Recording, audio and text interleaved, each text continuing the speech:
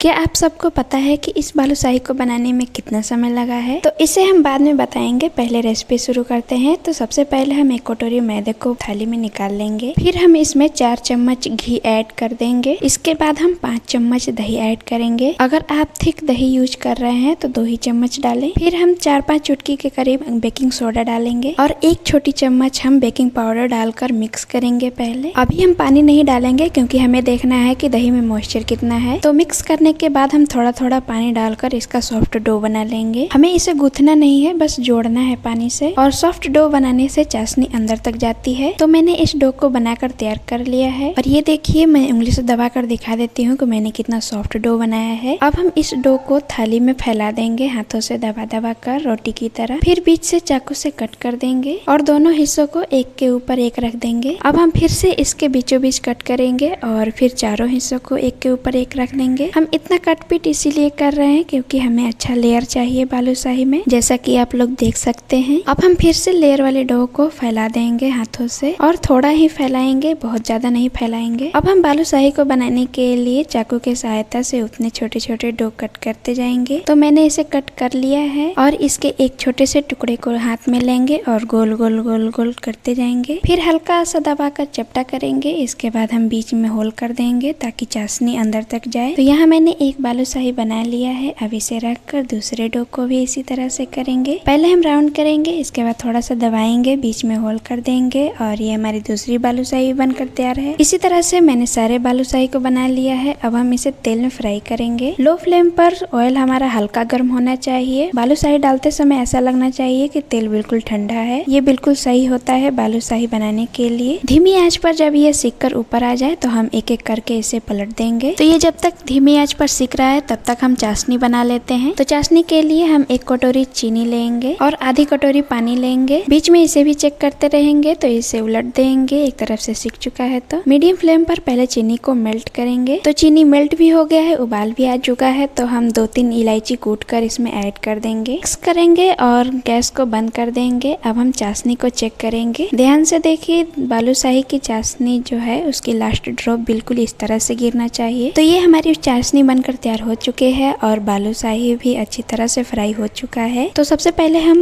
Gas को बंद करेंगे। इसके बाद एक एक बालूशाही को छानते जाएंगे। तो सारे बालूशाही को मैंने छान कर निकाल लिया है। अब उसी तेल में हम दूसरी बारी भी बालूशाही को डाल देंगे। फिर धीमी आंच पर गैस को जलाएंगे। तब तक हमारी पहले से फ्राई की हुई बालूशाही भी कुछ ठंडी हो गई है। तो अब हम इसे चाशनी में ऐड कर देंगे। चाशनी में हम उलटते पलटते हुए 5 से 6 मिनट तक रखेंगे। तो ये हो चुका है। अब हम इसे एक एक करके प्लेट में निकाल लेंगे। चाशनी में डालते वक्त ध्यान रखिए कि चाशनी गर्म होनी चाहिए, बहुत ज्यादा गर्म नहीं होनी चाहिए, लेकिन गुनगुना होना चाहिए। तो इस तरह से हमारी बालूशाही घर पर बहुत ही आसानी से बनकर तैयार हो चुका है। और बालूशाही के ऊपर मैंने थोड़ा सा पिस्ता कट करके ऐड किया है। तो अब मैं इसे तोड़कर दिखा देती हूँ कि कितना अंदर तक चाशनी पहुंचा है और बाहर से कुरकुरा और अंदर से सॉफ्ट है। और अब मैं बताती हूँ कि इस बालूशाही को बनाने के लिए मुझे कितना समय लगा। और इस बालूशाही को बनाने के लिए 1 घंटा 2 घंटा नहीं, बल्कि मुझे 4 साल लग गए, क्योंकि मुझे समझ नहीं आ रहा था कि गड़बड़ी है कहाँ। इसी तरह से कई बार बनाते बनाते बालूशाही के बारे में मुझे पता चला कि मैंने इस डो को बनाने में गड़बड़ कर दी है। और 3 से 4 बार फेल होने के बाद 5वीं बार मैंने ट्राई किया वो, और इस बार का रिजल्ट आप सबके सामने है। तो क्या मेरी ही तरह आप भी कुछ बनाते हैं तो इसी तरह से कुछ अनुभव मिलता है? आप कमेंट में बता सकते हैं। तो आप भी अपने घर पे बनाइए, खाइए, एंजॉय कीजिए। मिलते हैं नेक्स्ट वीडियो में, तब तक के लिए नमस्कार।